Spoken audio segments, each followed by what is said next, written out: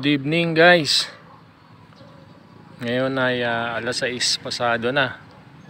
Katatapos lang ng malakas na ulan, kaya sinilip ko tong mga alaga ko.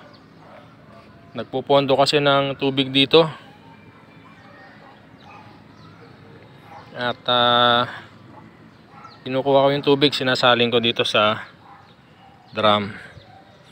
Napansin ko yung dragon fruit ko, yan na orange giant po yan, hinog na. Iniintay kong magkulay pula kagaya nito. Ito medyo hindi pa nga rin hinog medyo maliit lang. So naalala ko, orange giant pala yan. Hindi po talaga pupula yan, kundi mag-orange.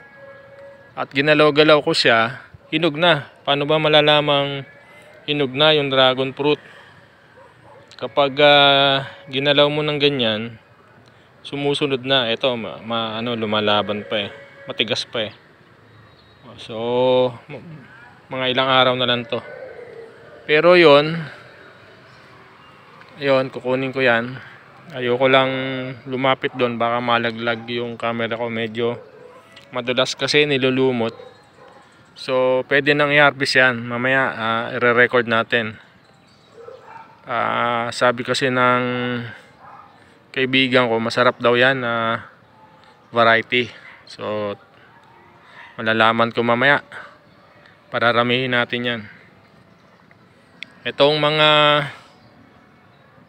Vietnam white ko, ito, naka-harvest na ako rito. So pangalawang batch na nila yan. Ito rin Vietnam white. Ang Vietnam white may malalaking variety siya. Yan.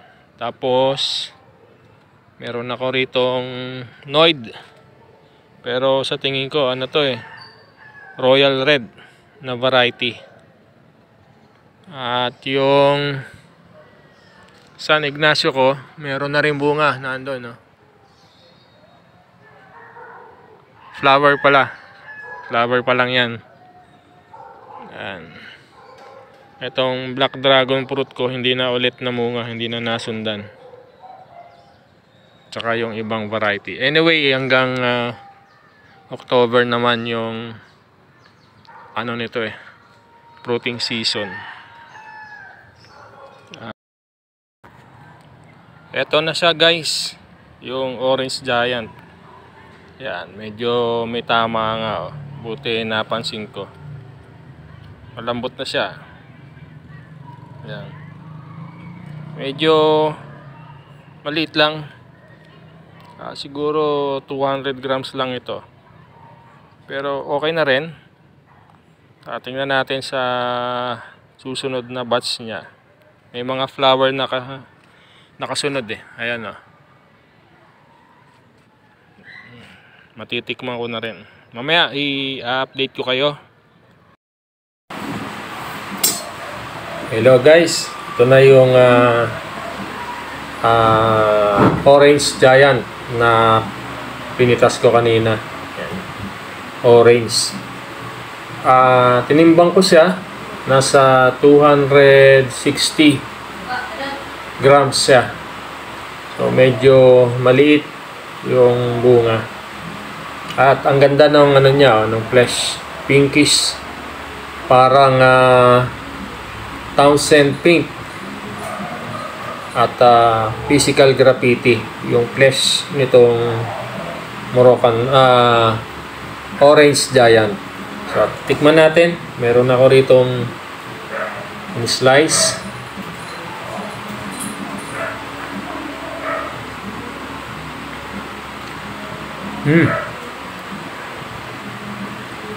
Masarap siya. Matamis.